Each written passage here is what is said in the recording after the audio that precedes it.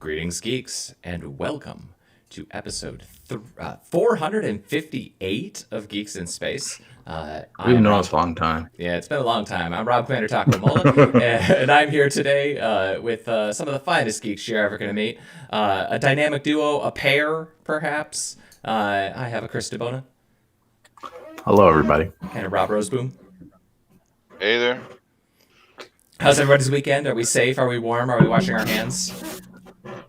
I would like Rob to continue telling me about his grill experience. Did you prop it up with like a crutch? What? Well, it's supposed to come with 3 support braces, right? Mm-hmm. But it came with 1. And we didn't discover that it was missing the other 2 support braces until we put the actual burners on and fastened them. So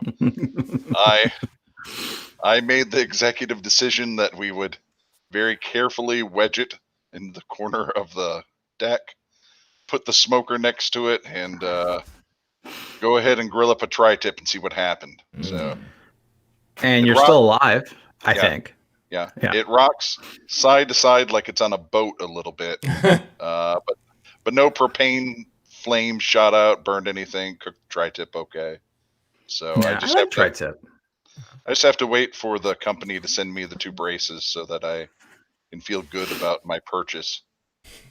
So, tri-tip is like this, like classic, like California whitewater rafter meat. Like when people cook barbecue in the whitewater rafting community, I'm dead serious. And like throughout like the Sierras, it's like, tri-tip is the meat. I don't know why. Maybe it's because it's for poor people. But because it's sort of a tougher meat to cook if you don't know what you're doing. So, but yeah, it's really good though. It's super flavorful. Basically the new flank steak. When I was a kid, no one wanted flank steak. Then people figured out fajitas were delicious. Yep, and, fajitas were delicious. And now you can't find it. I can never get flat iron. Flat iron. Is that like hanger steak? I wouldn't be able to draw it on a cow. Yeah. Oh, so this is the thing, Christine, my wife, she was a chef for a long time. I would ask her like, "Hey, where's flank steak, on the cow? What tell me about this meat?" And she'll go up to me and she'll touch me where that meat would be if I were a cow. And I'm like, that's really disturbing, right? But then it's really funny. You get to spend some quality time thinking about like what part of you would be most delicious.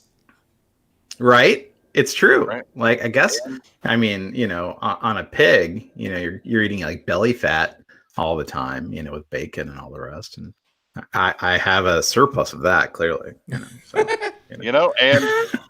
And certain cultures have a history of eating long pig, Long pig. The long pig. The most delicious. Well, this is a running gag in the game, Big Bob Bramo. He turns into like the big bad in the game, and he likes to eat people. And so before the fall of civilization, we have the long pig buffet. We have like all these things. It's so funny. It's healthy. It's good for you. I'm constantly telling Rob more cannibalism jokes for Big Bob. So you're a cruel master. So I put up a really cool story. It's Doordash and pizza arbitrage. Yeah. Did you guys read this? So the gist of it is that the guy figured out that he was being undercut by Doordash, so he started buying crap tons of pizza because they were losing money on every transaction. So he figured out that he could sell pizza with no toppings and make like a $4 per pizza profit. Wait, so he was buying pizza and then selling pizza? Because DoorDash is trying to get market share, so they're burning all their investments to undercut. So he would sell his pizzas for like 24, and they were reselling it for 16. So he just started buying a bunch of pizza from himself through them. They were losing $4 to $10 per transaction, but it's great. It's really funny. And he was delivering to himself. So did he even bother delivering to himself, or did he just hand the guys empty boxes? I mean, he actually was cooking the pizzas because he talked about he had to figure out what was the cheapest thing that he could actually cook, and so like it ended up basically just being dough because at scale dough basically has no cost, so he could just serve plain dough. This is brilliant. Yep. SpaceX put up So another. the first order for 10 pizzas. Yeah.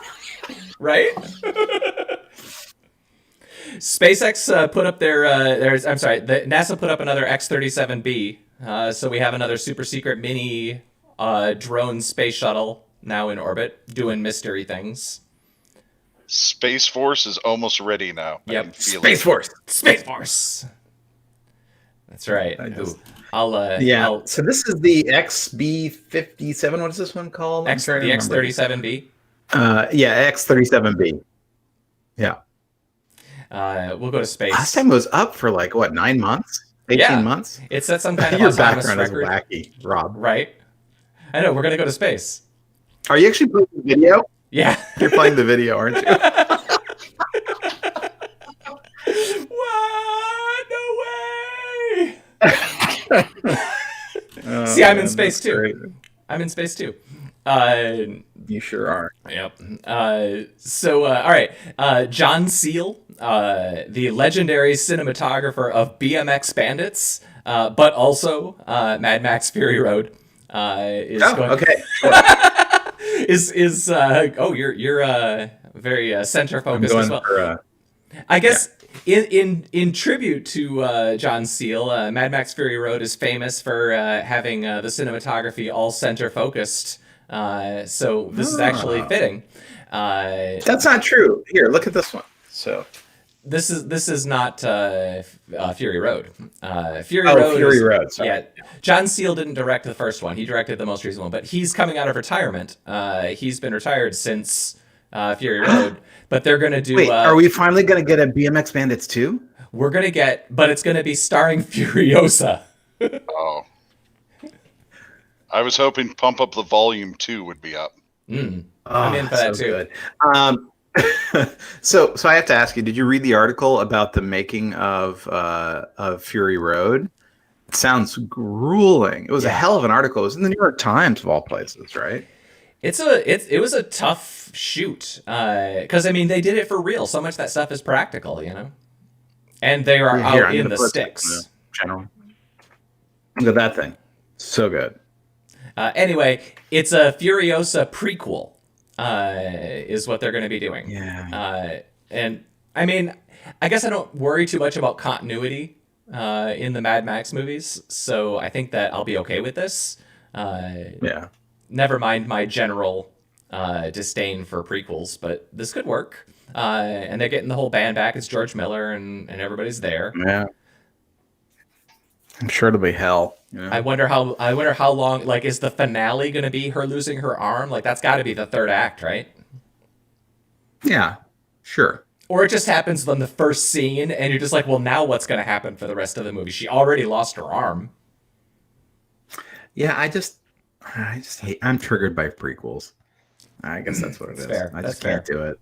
You know. Like, Also, you know how you have a thing about terrible Star Wars names? Come on. The name's pretty awful. Right? John Seale. Furiosa. Yeah. Oh, I like Furiosa. It's a little obvious. Don't they have but Lord Humongous? It's not as bad. They had Lord Humongous, Robert. And we all are voting for him in 2020. So that's a brilliant name.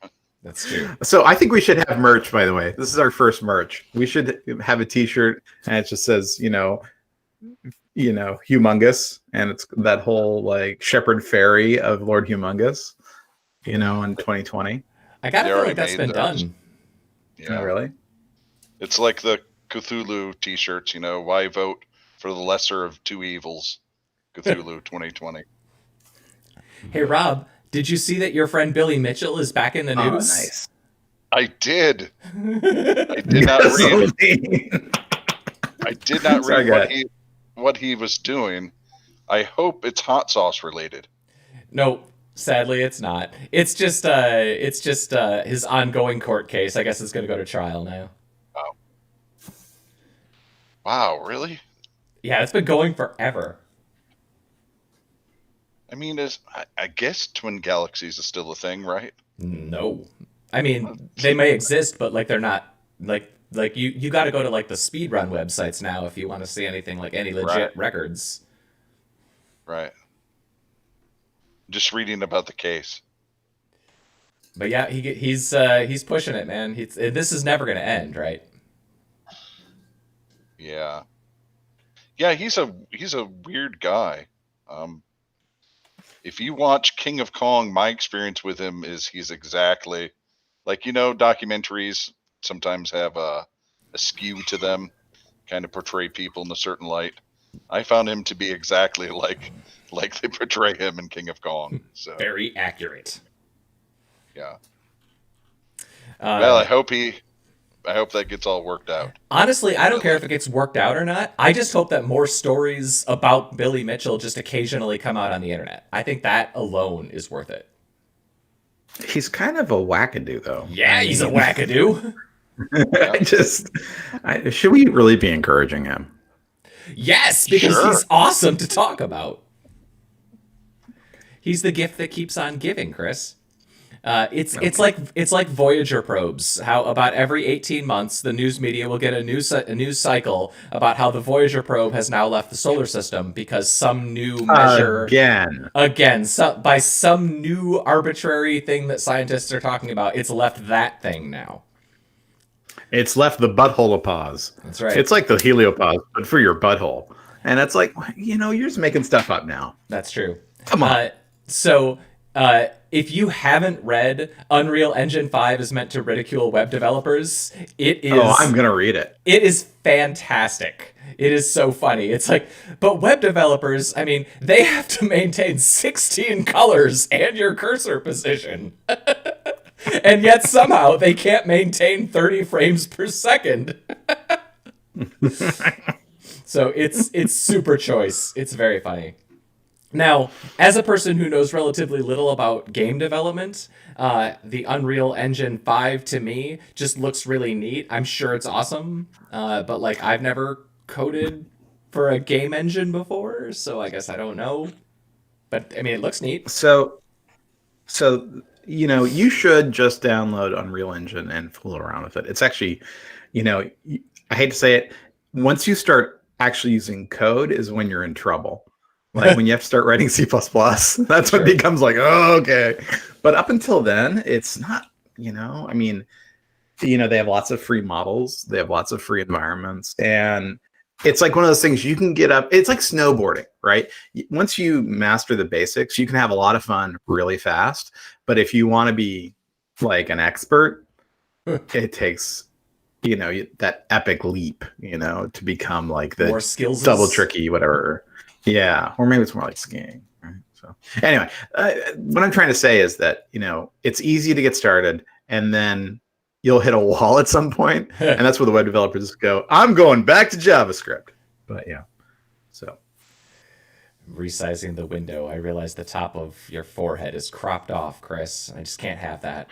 Well, you've had the chat window over Robert's beautiful face. No, the chat window is 4 episodes. The chat window's in the lower right-hand corner. He's in the lower left corner, so it's all cool. Oh, well, let's go fast. We're gonna go fast. I'm having too much fun with this. Well, hey, we're streaming like a champ, though. Oh yeah. So yeah. Oh my God, your background is so funny. Isn't this great? All right, I'm gonna stop watching us over here. I meant to. I had this set up last night, and I mean to set it up and actually like turn all of the lights off in the room, and then just get my face really close so that the light will reflect from the screen onto my face, so it'll like look like I'm actually trying. And I'm gonna try to capture that tonight when it's dark. Cool. Because I got that kind of time. Idea. I got that kind of time. There's a cool story about a kid who built his own Newtonian reflector, 14.7 inches. So good on him. And my favorite part about that was that his first comment was like, "It's not even the biggest one I've built." Yeah. I love telescope nerds. They're the best nerds. They really are. Oh, and Rob, the cannonball run got broken some more. A lot. Many times.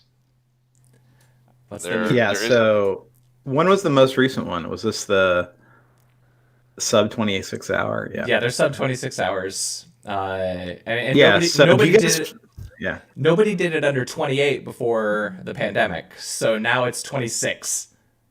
So Yeah. So okay. So I have to be honest with you. So Ed Bollion's been covering this on VinWiki, and it's been really entertaining to watch him talk about it. But I have to tell you, I think he's holding back.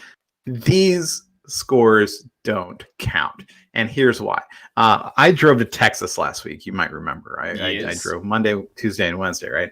And I'm not a crazy speeder. I always try to keep no more than 15 over the limit, right? Sure. 10 over the limit, because I don't need a ticket, and and You don't I'm got that kind of 48 time. for God's sake. I don't need to be that guy, right? And It's just- you're not ready to listen go. As, audiobook. you can't go as fast as me. I'm literally I'm traveling through the monolith. I'm going to be the star child. That's true. You are going to be the star child. But like, there were very few cars on the road. There were a couple more trucks than you would normally see, but I was able to make incredible time. There was, I didn't get into a traffic jam until El Paso from the Bay Area. Literally 1,600 miles before I saw traffic. I mean, it was insane, right? So this is not like, doing the cannonball in normal times. This is doing the cannonball with, the difficulty bar set on easy. Easy mode. So I think that they don't count. They don't count. And also, I think it is irresponsible, because if they get into a wreck, they're going to a hospital that needs the beds for COVID patients. It's right? going to be like how every time they they had the asterisks next to all the steroid cheaters, or for like the baseball seasons where they had like a truncated season. We're just going to need an asterisk in the official Cannonball Run rulebook. Yeah, I think so. I think that would be the right thing to do. Much less traffic, and at least around here, cars are going incredibly fast on the highway. My wife, one of her friends works for the tunnel between Michigan and Canada, and she's is that a driving, euphemism, or No, it's literal. so she's driving back and forth all the time, and she got a speeding ticket, but she was going 95. She said everyone was going like 90. Yeah. And the cop gave her, he only wrote her for 5 over. He's like, come on, getting a little too close to 100. Settle down. Chill out, lady. She's like, but I got to make the cannonball record. Right? I'm going for it. Is there like a north-south cannonball run? Like it's, the El Run de los Cannonballo? There is, but most of the course travels through the ice road trucker route. Right, exactly. It's from Nunavut to Zapata. So they only run like 5 weeks out of the year. They should really do it with steamships up the Mississippi River. Oh, what was the name of the inventor of the steam engine? The Savory 100 or whatever, the Savory 500. So yeah, I'm all in. So unsurprisingly, the video game industry has basically had their best quarter ever. Yeah. It sure has. It turns out that when the entire population of a nation is basically forced to stay home, that is the industry that wins. It's funny because we've been seeing like really engaged testers in the game. They're like, please let us test. Including several of our friends' children. That's true. Yeah. That's true. Nate's kids, they played for a while. So that was really fun. Yeah. You've got. And we have a Spanish community now. Nice. It's muy bueno. Yeah, I know. Seriously, it's like one of our most active channels is in Spanish. And That's I'm like, cool. Rob, do we know if they're like Spain Spanish or like Mexico Spanish, or? I believe they're Mexico Spanish. Mexican Spanish. Because the stream that we did was with a guy who reviews survival games, and it was crazy this weekend how many people joined. That's awesome. That's really cool. I'm actually now I got to go find my tracking number because my motherboard is theoretically out for delivery today. Whoa! I know. Really? That's great, man. After 3.5 weeks. Oh, it says it's delivered. It says it's on my port. It delivered. It delivered. Oh, yeah. It delivered 9 minutes ago. Go get it. It's in the portal behind you. It's in the bush. I'm so happy for Rob. He's been waiting months for this damn thing. Yeah. It's so funny he's using his kid's blanket as a green screen. I've been meaning to hang a drop cloth behind me here, to make my green screen ability better, but I haven't done it yet. Yeah. Well, you'll get to it one day. Did Rob just cackle? Yay! Look at that. Ooh, is it? Wait, yeah. did he get a case? Or is that? Oh no, it's a motherboard in a box, in a box, in a box. It's wrapped not in like a you bag. bought a case. It's wrapped in a bag because it's raining outside. So I guess when this call is done, the next thing I actually do, Chris, is disassemble your eGPU and pull the video card out. It's not going to work. It's no? it's a different interface. Oh, it's not PCI? No, it's like the MX standard or something. Because Nate wanted. I mean, I may have it wrong, but Nate wanted to try to rip it apart and put a 2070 into the eGPU so he could hang it off of his computer. If I put I'll look and see. But yeah, you're going to need a proper video card. I mean, you can plug. I'll use it as an eGPU for now. Yeah, for that machine. I hate eGPUs too. I understand. I had it running as an eGPU off of the NUC here, and the coil wine off of it was just oof. Oh, interesting. That was not a problem I had. Yeah. I was too busy throwing it against the wall. Smashing it with your rage. I understand.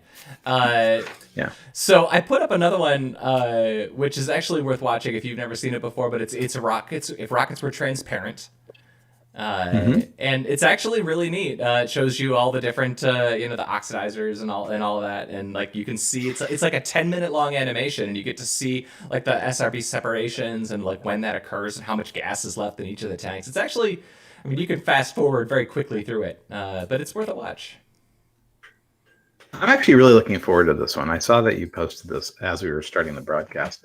Like, does it show like the helium replacement or the nitrogen replacement of the propellant in the tank, so the tank doesn't, become I don't vacuum think collapse? They're just showing an empty space, I guess. Because usually on top of the propellant tanks, there will be a tank to replace the propellant tank volume, or like they have a plunger of some sort. Yeah. Yeah, a plunger. A plunger in your bomb. This is really neat. It is neat. I like how they did the solid rocket boosters too. They just showed the center burn. That's the thing about solid rocket boosters that I didn't know in the beginning was that they have like a little tube all the way down them. Oh, okay, cool. We're going to space. Space. What's the meme GIF with the guy that's like doing the face? Oh, the not the double rainbow guy, but the Italian Spider-Man. Is that where that's from? Oh man, that's where that's from. That's great. This is really enjoyable. Oh yeah, it's super. You guys keep talking. I'm gonna watch the video. I'll watch it later. Cool. And Rob, you can enjoy me traveling through space.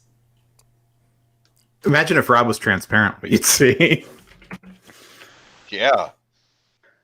Well, we already had Slim Goodbody, right? So that was his angle. Right. It's pretty gross angle if you really think about it. Right. Very disturbing.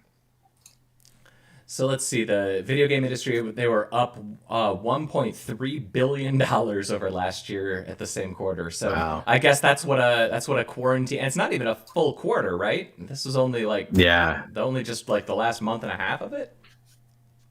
Yeah. Animal Crossing. I think, how much of that is Animal Crossing? Right. Yeah, it's all turnips, baby. Yep. It's all turnips.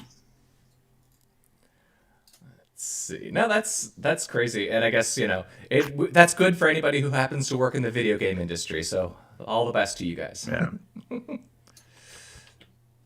What else? Did either of you guys have anything fun on the list? Did we see anything cool?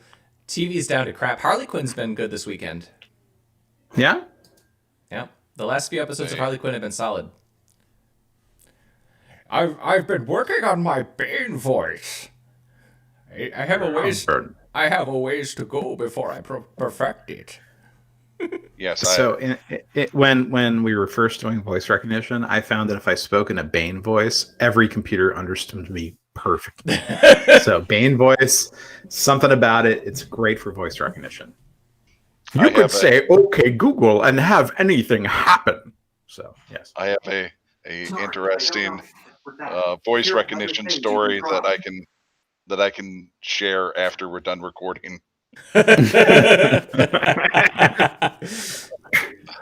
All your best stories you have to share after we're done recording, Rob. Yeah, I know. Speaking of which, we're at the 25-minute mark, and I have a motherboard that I want to open up. yeah, we should definitely retire the All right. podcast. Let's see. This has been episode 458 of Geeks in Space. I would like to thank Chris DeBona. Thank you for having me. Rob Roseboom. Thanks. And I am Rob Commander Taco Malda, and thanks for watching. Click all the buttons that make us rich and famous, and we're out of here. Out of here.